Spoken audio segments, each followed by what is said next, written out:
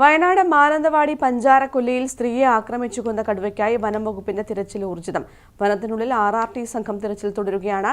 കടുവയുടെ ആക്രമണത്തിൽ കൊല്ലപ്പെട്ട രാധയുടെ സംസ്കാരം ഇന്ന് നടക്കും. Forest veterinary officer doctor Rajesh മോഹൻദാസും സംഘവും മാനന്തവാടിയിൽ ക്യാമ്പ് ചെയ്യുന്നുണ്ട്. Chief forest veterinary officer doctor Arun സക്കറയും സംഘത്തിന്റെ ഭാഗമാകും. കടുവയ്ക്കായി ഇന്നലെ തന്നെ കൂട് സ്ഥാപിച്ചിരുന്നു. മുത്തങ്ങയിൽ നിന്നും തിരച്ചിലിനായി കുങ്കിയാനകളെ എത്തിക്കും. ക്യാമറ ട്രാപ്പുകളിൽ പരിശോധന നടത്തും. നരഭോജി കടുവയെ പിടികൂടുന്നതിനുള്ള നടപടിക്രമങ്ങളുടെ ഭാഗമായി പ്രദേശത്ത് BNSS 163 പ്രകാരം നിരോധനാജ്ഞ പ്രഖ്യാപിച്ചിട്ടുണ്ട്. നഗരസഭയിലെ പഞ്ചാരക്കൊല്ലി, പിലാക്കാവ്, ജെസ്സി, ചിറക്കര ഡിവിഷനുകളിലാണ് സബ് ഡിവിഷണൽ മജിസ്ട്രേറ്റ് നിരോധനാജ്ഞ പ്രഖ്യാപിച്ചത്. മരിച്ച രാധയുടെ കുടുംബത്തിന് അടിയന്തര ധനസഹായമായ 5 ലക്ഷം രൂപ കൈമാറി. മന്ത്രിയും കളക്ടറും അടക്കമുള്ളവർ രാധയുടെ വീട്ടിലെത്തിയാണ് ധനസഹായം കൈമാറിയത്. 11 ലക്ഷം രൂപയാണ് കുടുംബത്തിന് സർക്കാർ ധനസഹായം പ്രഖ്യാപിച്ചത്. അതേസമയം കടുവയുടെ ആക്രമണത്തിൽ മരിച്ച രാധയുടെ മൃതദേഹം ഇന്ന് സംസ്കരിക്കും. രാവിലെ 11 മണിക്കായിരിക്കും സംസ്കാര ചടങ്ങുകൾ നടക്കുക.